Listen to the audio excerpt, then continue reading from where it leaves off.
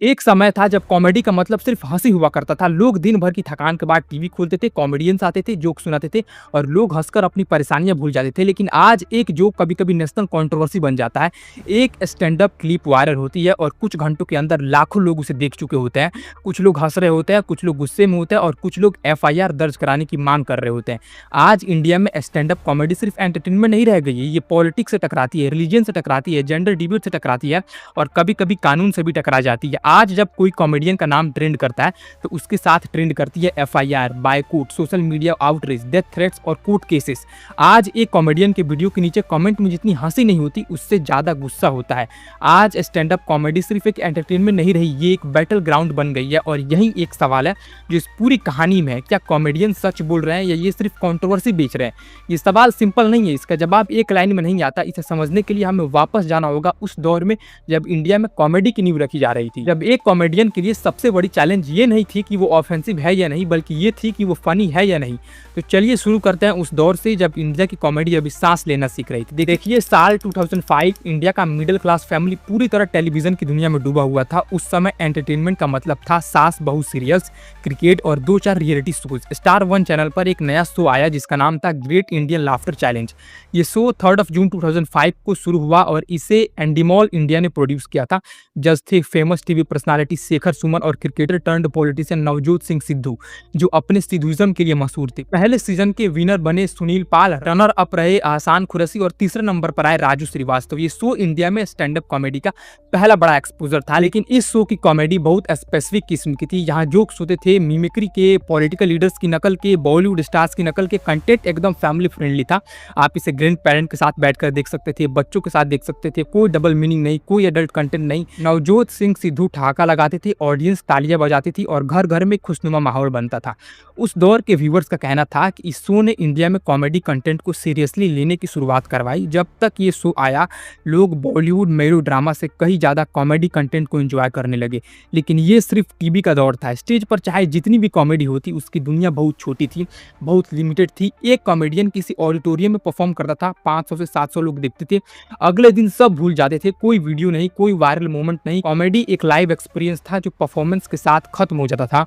और फिर इंटरनेट आया। 2003 में एक कैनेडियन कॉमेडियन रसल पीटर्स का एक वीडियो यूट्यूब पर वायरल हुआ। इन्होंने इंडियन पेरेंट्स, इंडियन एसेंट और इंडियन कल्चर पर जो जोक्स किए वो इंडिया के इंग्लिश स्पीकिंग यूथ को अपना सा लगा। इन्होंने पहली बार देखा कि कोई हमारी कल्चर के बारे में इतनी ऑनेस्टली और इतनी स्मार्टली बात कर सकता है। ये इंडिया के लिए एक नई दुनिया का दरवाजा खुलना था। जो लोग उस दौर को याद करते हैं वो कहते हैं 2003 में 2 चीजें हुई। रसल पीटर्स यूट्यूब पर ब्रेकआउट हुए और great Indian laughter challenge TV पर आया। इन दोनों ने मिलकर इंडिया में स्टैंड अप कॉमेडी की नींव रखी। मुंबई में उस समय छोटे छोटे ओपन माइक नाइट्स होने लगे थे। बांद्रा में एक कैफे था, कैफे गोवा, जहां कोई भी आकर स्टेज पर खड़ा हो सकता था और कॉमेडी ट्राई कर सकता था। कोई बड़ा प्लेटफॉर्म नहीं, कोई कॉन्टैक्ट नहीं, बस एक माइक और एक छोटा सा ऑडियंस। इन्हीं एमेच्योर नाइट्स में वीर दास भी थे जो इस कल्चर के की प्रोपोनेंट बने। धीरे धीरे मुंबई की कॉमेडी सीन में नए नए लोग आने लगे और इन्हीं नए लोगों में 4 लड़के थे जो आगे चलकर इंडिया की कॉमेडी को पूरी तरह बदलने वाले थे। 2008 के आसपास तन्मय भट्ट, रोहन जोशी और आशीष साख्या तीनों मुंबई के स्टैंड अप कॉमेडी सर्किट में एक्टिव हो गए। ये तीनों एक इन्फ्लुएंशियल ओपन माइक शो में परफॉर्म करते थे जिसका नाम था हैमेच्योर नाइट्स। यहीं इनकी दोस्ती हुई, यहीं इनकी केमिस्ट्री बनी। फिर इनमें एक और शामिल हुए, गुरसिमरन खांबा, और इन चारों ने मिलकर बनाई एक कॉमेडी ग्रुप जिसका नाम रखा ऑल इंडिया बकचोद, यानी AIB। AIB के शुरुआती दिन बहुत स्ट्रगल के थे। कोई बड़ा प्लेटफॉर्म नहीं था, कोई स्पॉन्सर नहीं था, कोई मेन स्ट्रीम रिकॉग्निशन नहीं था। लेकिन जब यूट्यूब इंडिया में ग्रो करने लगा तो AIB को वो प्लेटफॉर्म मिला जिसकी इन्हें जरूरत थी। 2013 में रोहन जोशी और आशीष साख्या ने AIB का यूट्यूब चैनल शुरू किया। इनका एक sketch it's your fault lady, जिसमें एक्ट्रेस कल्की कोचलिन थी, ये सोशल मीडिया पर वायरल हो गया। उसी साल 2012 में 25 साल के जाकिर खान ने कॉमेडी सेंट्रल के एक टैलेंट शो में जीत हासिल की और इन्हें India's best stand up comedian का टाइटल दिया गया। EIC ईस्ट इंडिया कॉमेडी ने खुद को डिक्लेयर किया देश की सबसे बिजी कॉमेडी कंपनी। 2013 में इन्होंने 130 से ज़्यादा शोज किए। इंडिया में कॉमेडी अब सिर्फ टीवी का मामला नहीं रहा था, ये यूट्यूब पर था, ये ओपन माइक्स पर था, ये कॉलेज में था। जो English speaking under graduate student थे जो टीवी कॉमेडी से ज़्यादा रिलेटेबल कंटेंट चाहते थे वो AIB की तरफ खींचे चले आए। एआईबी फनी था, रिलेटेबल था, प्रोग्रेसिव था और फिर धीरे-धीरे एक ट्रेंड शुरू हुआ जो पहले था ही नहीं। कॉमेडियंस ने बॉलीवुड स्टार को अपने वीडियो में लाना शुरू किया। एआईबी ने शाहरुख खान के साथ कंटेंट किया, इन्होंने इरफान खान के साथ काम किया। जब बॉलीवुड आया तो एआईबी मेन स्ट्रीम बन गया और जब मेन स्ट्रीम बने तो सब्सक्राइबर्स लाखों में हो गए। 2016 तक आते-आते यूट्यूब इंडिया पर पूरी तरह पिकअप कर चुका था। विश्वा कल्याण रथ और कनक गिल जैसे कॉमेडियंस ने प्रिटेंटियस मूवी रिव्यूज बनाए जो इतने वायरल हुए कि स्टैंड अप कॉमेडी को एक नई ऑडियंस मिली। फिर राहुल सुब्रमण्यन, जाकिर खान और कई और कॉमेडियंस इस सीन में आए। ओपन माइक कल्चर जो कभी मुंबई और बेंगलुरु की कुछ चुनिंदा कैफे तक सीमित था, अब टायर 2 सिटीज तक फैलने लगा। कॉमेडी शोज के टिकट्स बुक माई शो पर बिकने लगे। लोग 500 से 1000 खर्च करके स्टैंड अप शोज देखने जाने लगे। एक ऐसी इंडस्ट्री बन रही थी जो पहले एग्जिस्ट ही नहीं करती थी, लेकिन यहाँ कुछ और भी हो रहा था।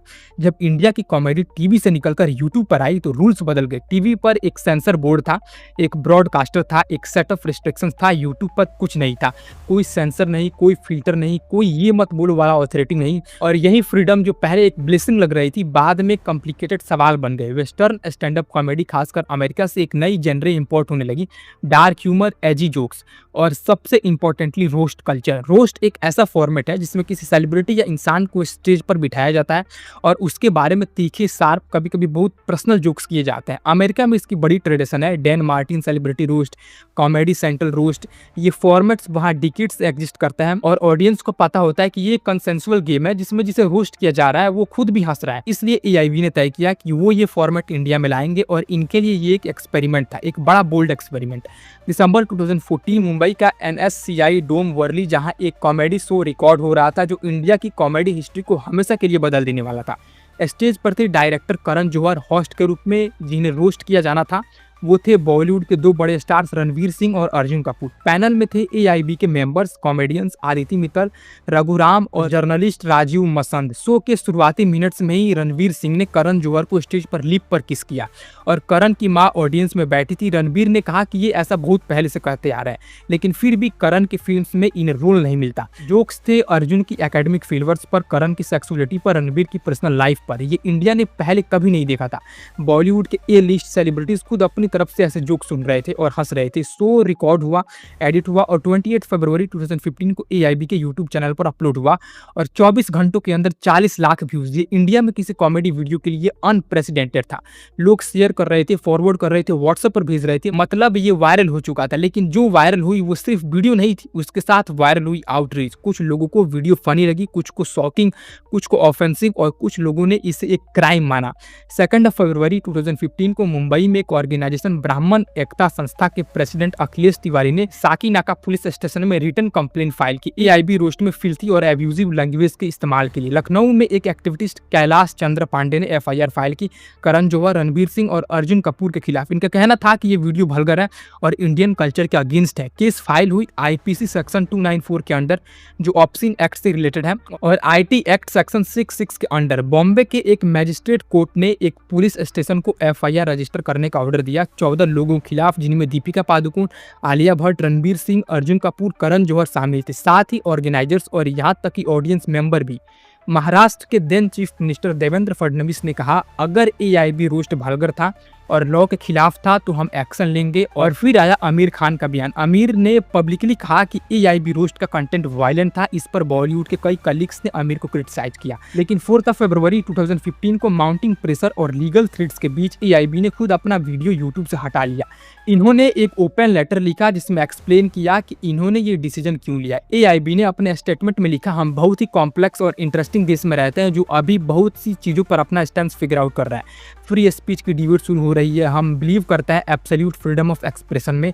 हमारे लिए और हर उस शख्स के लिए जो कुछ भी करना चाहता है। इंडिया ने पहली बार इतने बड़े स्केल पर देखा था कि कॉमेडी और कंट्रोवर्सी एक साथ आ सकते हैं, कि एक वीडियो जो लाखों लोगों को हंसाती है वही वीडियो कुछ लोगों के लिए एफआईआर का कारण बन सकती है। लेकिन एआईबी रोस्ट एक और चीज कर गया जो शायद किसी ने सोचा नहीं था। इसने साबित किया कि कंट्रोवर्सी से व्यूज आते हैं, एफआईआर से पब्लिसिटी आती है, आउटरीच से अवेयरनेस आती है। और ये बात जिसने भी नोट की उसके लिए कॉमेडी का खेल बदल गया। एआईबी रोस्ट से पहले इंडियन स्टैंड अप की दुनिया एक तरफ थी, एआईबी रोस्ट के बाद बिल्कुल दूसरी तरफ। जो कॉमेडियंस पहले सोचते थे कि ज्यादा ऑफेंसिव मत बनो, ऑडियंस लाइक नहीं करेगी, वो अब देख रहे थे कि ऑफेंसिव कंटेंट वायरल होता है। कंट्रोवर्सी वायरल होती है, आउटरीच वायरल होता है और साथ ही एक नई जनरेशन के कॉमेडियंस आ रहे थे। यूट्यूब, इंस्टाग्राम ग्रो हो रहा था और सोशल मीडिया पर ध्यान खींचने के लिए हंसी काफ़ी नहीं थी, चौंकाना जरूरी था, शौक करना जरूरी था, प्रोवोक करना जरूरी था। और धीरे धीरे इंडिया में स्टैंड अप कॉमेडी एक ट्रांसफॉर्मेशन से गुजरने लगी। एक ऐसा ट्रांसफॉर्मेशन जो बाहर से तो बहुत ग्लैमरस दिखता था लेकिन अंदर से कुछ और ही था। कुछ कॉमेडियंस ने इसे आर्टिस्टिक फ्रीडम कहा, कुछ क्रिटिक्स ने इसे चीप पब्लिसिटी कहा और कुछ लोगों ने इसे एक बिजनेस मॉडल कहा।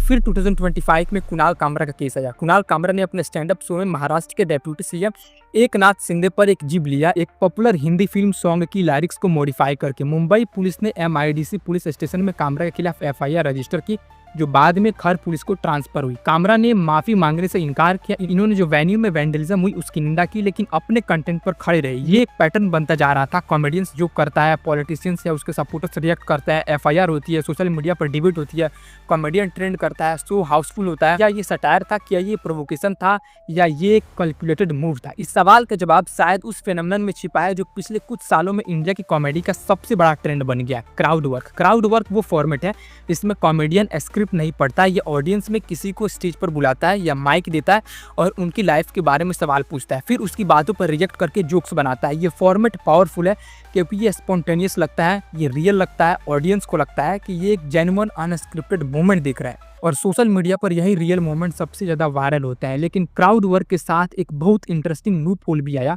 अगर कॉमेडियन खुद कुछ ऑफेंसिव कहता है तो वो डायरेक्टली अकाउंटेबल है, लेकिन अगर ऑडियंस मेंबर कुछ ऑफेंसिव कहता है और कॉमेडियन उसे एनकरेज करता है, रिएक्ट करता है, उस पर लाफ लेता है तो अकाउंटेबिलिटी का सवाल कॉम्प्लिकेटेड हो जाता है। कॉमेडियन कह सकता है मैंने नहीं कहा, वो तो ऑडियंस मेंबर ने कहा और यही लूप होल 2025 में ऐसा एक्सप्लोड हुआ जिसने पूरे देश को हिला दिया। फरवरी 2025 यूट्यूब पर एक शो था इंडियाज गॉट टैलेंट। होस्ट था स्टैंड अप कॉमेडियन समय रैना। ये शो एक टैलेंट रियलिटी शो था जिसमें ऑडियंस मेंबर्स आकर अपनी टैलेंट दिखाते थे और जज उन्हें रेट करते थे। फॉर्मेट एकदम यूनिक था। अगर जज का एवरेज रेटिंग कंटेस्टेंट की सेल्फ रेटिंग से मैच करे तो कंटेस्टेंट उस दिन का पूरा टिकट मनी जीत सकता था। शो को समय रैना ने जून 2024 में लॉन्च किया था। ये यूट्यूब के मेंबर ओनली चैनल पर था, लेकिन फरवरी 2025 में गेस्ट जज की एक लाइन ने पूरे देश में तूफान ला दिया। 10 फरवरी 2025 को पॉडकास्टर रणबीर अलाहाबादिया, जो बियर बाइसेप के नाम से मशहूर है और जिनके यूट्यूब पर 1 करोड़ से ज्यादा सब्सक्राइबर्स है, इंडियाज गॉट टैलेंट के एक एपिसोड में गेस्ट जज बने। इन्होंने एक कंटेस्टेंट से पूछा, would you rather watch your parents have sex every day for the rest of your life और join in once to make it stop forever. ये एक लाइन थी, बस एक लाइन, लेकिन इस एक लाइन ने इंडिया की डिजिटल लैंडस्केप को एकदम हिला दिया। मुंबई के 2 लॉयर्स ने पुलिस कंप्लेंट फाइल की। नेशनल कमीशन फॉर वुमेन को कंप्लेन गई। गुवाहाटी पुलिस ने रणबीर अलाहाबादिया, आशीष चंचलानी, अपूर्वा माखीजा, जसप्रीत सिंह और समय रैना के खिलाफ FIR रजिस्टर की ऑब्ससेनिटी प्रमोट करने के आरोप में। 12 फरवरी 2025 को समय रैना ने इंडियाज गॉट टैलेंट के सभी एपिसोड्स यूट्यूब से हटा दिए। इन्होंने लिखा, everything that is happening has been too much for me to handle. My only objective was to make people laugh. I will fully cooperate with all agencies. Ranbir Allahbadia ने माफ़ी मांगी। इन्होंने कहा कि ये इनकी लैप्स इन जजमेंट थी और कॉमेडी इनकी फील्ड नहीं है। सुप्रीम कोर्ट तक मैटर गया। सुप्रीम कोर्ट ने इन्हें इंटरिम प्रोटेक्शन दी, लेकिन साथ में वार्निंग भी। इनके प्रोग्राम्स डिसेंसी एंड मॉरलिटी के स्टैंडर्ड्स के अंडर होने चाहिए। लेकिन ये सब जो हुआ, इसके बीच एक सवाल था जिसे किसी ने सीरियसली एड्रेस नहीं किया। समय रैना का शो था, इनका स्टेज था, इनका प्लेटफॉर्म था। रणबीर अलाहाबादिया गेस्ट जज थे, कॉमेडियन नहीं। तो जब कुछ गलत हुआ, अकाउंटेबिलिटी किसकी? कॉमेडियन ने कहा मैंने नहीं कहा, गेस्ट जज ने कहा मुझे कॉमेडी नहीं आती, मैं गलत था, और ऑडियंस वो बस देख रही थी, हंस रही थी। ये क्राउड वर्क का वो डार्क साइड था जो इंडियाज गॉट टैलेंट ने एक्सपोज किया। लेकिन ये तो सिर्फ एक झांकी थी। असली तूफान जून 2026 में आया। एक कॉमेडी शो, एक बिरयानी का प्लेट और 370 का बिल। ये स्टोरी जितनी सिंपल लगती है उतनी सिंपल नहीं है। गुरुग्राम 2026 की शुरुआत कॉमेडियन प्रणीत मोरे, जो बिग बॉस 19 के सेकंड रनर अप रहे हैं और जिनके यूट्यूब पर 2 मिलियन सब्सक्राइबर्स हैं, तो ये अपना एक क्राउड वर्क कॉमेडी शो कर रहे थे। शो का फॉर्मेट वही था जो आजकल पॉपुलर है। ऑडियंस मेंबर को माइक दो, उनकी लाइफ के बारे में पूछो और उनकी बातों पर जोक बनाओ। इस शो में ऑडियंस से एक 23 ईयर ओल्ड वेब डेवलपर आया, नाम था हिमांशु जांगरा। इसने माइक लिया और एक डेटिंग स्टोरी शेयर करना शुरू की। इसने बताया कि ये एक लड़की के साथ डेट पर गया था, तो इसने उसके लिए 370 में चिकन बिरयानी का प्लेट ऑर्डर किया। और फिर हिमांशु ने बताया कि जब डेट के बाद लड़की ने घर ड्रॉप करने को कहा तो इसने सोचा कि वो 370 वसूल करेगा। इसने डिस्क्राइब किया कि इसने उस लड़की को एक डार्क पार्क में ले जाने की कोशिश की ताकि ये उसके साथ फिजिकल होकर अपना 370 वसूल कर सके और इस पर अंदर बैठी ऑडियंस हंस रही थी। कॉमेडियन प्रणीत मोरे ने उस मोमेंट को एंटरटेन किया, रिएक्ट किया। शो में जो हुआ वो हुआ, लेकिन जब ये क्लिप सोशल मीडिया पर आई तो कॉन्टेक्स्ट बदल गया। जो लोग शो में थे उनके लिए ये एक डार्क ह्यूमर का एक मोमेंट था, लेकिन जिन्होंने ये क्लिप फ़ोन पर देखा, व्हाट्सएप पर, इंस्टाग्राम रील्स पर, एक्स पर, उनके लिए ये कुछ और था। ये एक आदमी था जो पब्लिकली हंसते हुए बता रहा था कि इसने एक लड़की की कंसेंट को इग्नोर किया, 370 खर्च किया तो उसे वापस वसूलना चाहता था। इंडिया में जहां वुमेन की सेफ्टी पहले से एक बड़ा इशू है, वहां इसने पैसा खर्च किया तो उसे वसूलना चाहता था। तो इसके वजह से इसका ये क्लिप बहुत वायरल हो गया, जिसके कारण national commission for women NCW ने सुओ मोटो संज्ञान लिया। एनसीडब्ल्यू चेयरपर्सन विजय राहतकर ने हरियाणा के डायरेक्टर जनरल ऑफ पुलिस को लेटर लिखकर स्विफ्ट एक्शन की मांग की। प्रणीत मोरे और हिमांशु जांगरा दोनों को ऑफिशियल नोटिस सर्व किए गए 22 जून 2026 को एनसीडब्ल्यू के सामने पेश होने के लिए। गुरुग्राम पुलिस ने डीएलएफ फेज 2 पुलिस स्टेशन में एफआईआर रजिस्टर किया। प्रणीत मोरे और हिमांशु जांगरा दोनों के खिलाफ आईटी एक्ट की सेक्शन 6-7 के अंडर और भारतीय न्याय संहिता की कई सेक्शन के अंडर। और ये हिमांशु जांगरा जिस कंपनी में था, इसे वहां से टर्मिनेट कर दिया गया क्योंकि कंपनी पर सोशल मीडिया से मैसेज का फ्लड आ गया था। हालांकि इन्होंने बाद में कहा, अब घर वालों को देखता हूं तो बहुत ज़्यादा रिग्रेट फील होता है कि क्यों गया था उस शो में। मैं एक ऐसा इंसान जो एक कॉमेडी शो में गया था, कुछ मिनट के लिए हंसने, उसकी जॉब चली गई, उसकी रेप्यूटेशन चली गई, यहाँ तक कि एफआईआर हो गई। और इसमें प्रणीत मोरे ने टेम्पोररली अपना इंस्टा डीएक्टिवेट किया। फिर एक वीडियो आया जिसमें इन्होंने एडमिट किया कि ये कैरिड अवे हो गए और ये इनकी मैसिव मिस्टेक थी। इन्हें उस ऑडियंस मेंबर को प्लेटफॉर्म देने की बजाय उसे रोकना चाहिए था। लेकिन क्या माफी काफी थी? और सबसे इंपॉर्टेंट सवाल, कॉमेडियन की जिम्मेदारी कहाँ तक थी? ये डिबेट अभी भी चल रही थी कि इसी शो से एक और क्लिप वायरल हो गई और इस बार मामला और भी कॉम्प्लेक्स हो गया। इसी प्रणीत मोरे के शो में, इसी क्राउड वर्क सेगमेंट में ऑडियंस से एक और शख्स माइक पर आए थे, सीजल पवार। मुंबई के केईएम हॉस्पिटल और सेथ जीएस मेडिकल कॉलेज की फाइनल ईयर एमबीबीएस स्टूडेंट ये प्रणीत मोरे के शो में ऑडियंस में थी। क्राउड वर्क सेगमेंट में इन्होंने अपने मेडिकल प्रोफेशन के बारे में बात करते हुए एनाटॉमी ट्रेनिंग के एक्सपीरियंस शेयर किए। इन्होंने मेल कैडेवर्स यानी डेड बॉडीज जिन पर स्टूडेंट मेडिकल ट्रेनिंग करते हैं उसके बारे में डेरोगेटरी एंड इनएप्रोप्रिएट रिमार्क्स किए, जिसके कारण ये क्लिप भी वायरल हुई। और यहाँ एक अलग तरह की कंट्रोवर्सी शुरू हुई। एक डॉक्टर, एक फ्यूचर फिजिशियन जो सोसाइटी को हेल्थ देने के लिए ट्रेन हो रहा है, वो एक कॉमेडी शो में डेड बॉडीज के बारे में इस तरह बोल रहा है। तो इसकी वजह से मेडिकल एथिक्स का सवाल उठा, डिग्निटी ऑफ द डिसीज्ड का सवाल उठा और ये भी सवाल उठा, अगर एक डॉक्टर पब्लिकली ऐसा कहता है तो हॉस्पिटल में, प्राइवेट में क्या क्या होता होगा। ये सीजल पवार की पहली बार कॉमेडी शो अटेंड करना था। इन्हें अंदाजा नहीं था कि इनकी बात इतनी बड़ी कॉन्ट्रोवर्सी बन जाएगी। केईएम हॉस्पिटल ने इंक्वायरी शुरू की। एक 5 मेंबर कमेटी बनाई गई। प्रिलिमिनरी इंक्वायरी में पाया गया कि क्लिप में दिखने वाला शख्स सीजल पवार है और इनके स्टेटमेंट प्रीमा फेसे इनएप्रोप्रिएट और अनएक्सेप्टेबल है। हॉस्पिटल में सीजल पवार को 15 दिन के फोर्स्ड लीव पर भेज दिया गया। इन्हें हॉस्पिटल प्रीमिसेस, मेडिकल कॉलेज और हॉस्टल सभी में एंट्री बैन कर दी गई। सीजल पवार ने एक वीडियो अपॉलॉजी जारी की। इन्होंने कहा कि ये उनकी पहली कॉमेडी शो थी, इन्हें अंदाजा नहीं था कि ये इतना बड़ा इशू बन जाएगा। इन्होंने रिस्पॉन्सिबिलिटी एक्सेप्ट की और इससे एक लर्निंग एक्सपीरियंस बताया, लेकिन ऑनलाइन बैकलिस्ट जारी रहा और इन्होंने अपना इंस्टाग्राम अकाउंट प्राइवेट कर लिया। महाराष्ट्र साइबर पुलिस ने सीजल पवार, प्रणीत मोरे और हिमांशु जांगरा तीनों के खिलाफ केस बुक किया। Maharashtra association of resident doctor ने माना कि सीजल पवार के रिमार्क्स इनअप्रोप्रिएट थी। मतलब एक कॉमेडी शो, 3 लोग, 3 अलग अलग कंट्रोवर्सीज और एक बड़ा सवाल जो पूरे देश में गूंज रहा था, क्या हर जो कॉमेडी के नाम पर एक्सेप्टेबल है? लेकिन इन सब के बीच एक और बड़ा सवाल था जो शायद सबसे ज़्यादा इंपॉर्टेंट था और जिसे कोई ओपनली नहीं बोलता। क्या ये सब FIR, outreach, viral clips, NCW notice, apologies, क्या ये सब एक बिजनेस के लिए हो रहा है? क्या कॉमेडी में कंट्रोवर्सी एक एक्सीडेंट है या एक स्ट्रेटजी? और इसी सवाल का जवाब इंडिया की कॉमेडी की सबसे बड़ी डार्क रियलिटी है। तो ये था पूरा वीडियो। बाकी यहाँ तक देखने के लिए थैंक यू।